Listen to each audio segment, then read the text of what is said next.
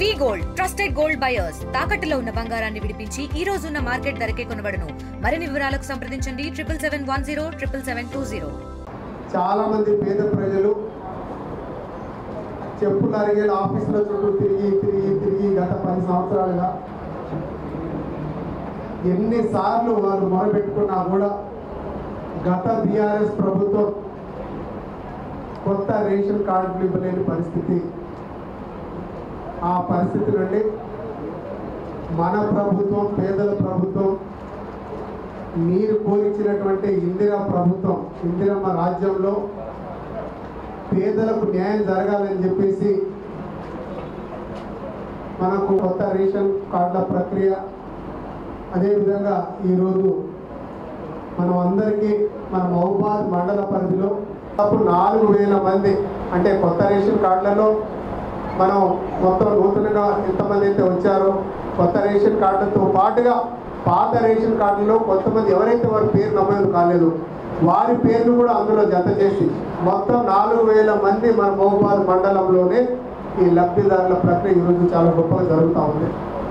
మన ప్రభుత్వం నిజంగా వాస్తవానికి చెప్పుకుంటూ పోతా ఉంటే, మొన్న ఒక ఇంటర్వ్యూలో ఒక రైతు చెప్పాడు, వాస్తవానికి మనం ఊపిరి తీసుకోకముందే, గుట్టు తిప్పకముందే ఇంకొక సంక్షేమ పథకం, ఇంకొక అభివృద్ధి కార్యక్రమాలు ఇలా చెప్పుకుంటూ పోతుంటే గత 1.5 సంవత్సరాలుగా మన ప్రభుత్వం చేసినట్టుగా దేశంలో ఏ రాష్ట్రంలో జరగనటువంటి అభివృద్ధి కావచ్చు, సంక్షేమ పథకాలు మనం ఇచ్చుకుంటూ పోతున్నాం.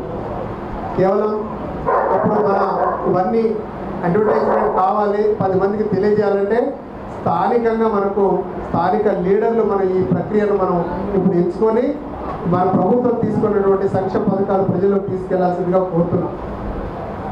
గతంలో మహబూబాద్ నియోజకవర్గంలో ఎన్నడూ లేని విధంగా ఇటు సంక్షేమం, మరొక వాళ్ళు అభివృద్ధి కూడా సమపాలలో జరుగుతుంది. కాబట్టి రాబోయే స్థానిక సంస్థలు మన ముందుంది.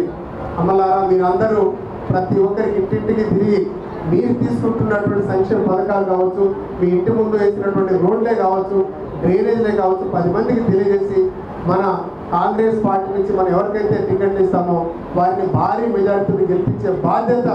తెలుగులో న్యూస్ కి ఫాస్టెస్ట్ యాప్ ఇప్పుడు టోటల్లీ న్యూ అవతార్లో జస్ట్ 5 seconds లో కంప్లీట్ న్యూస్.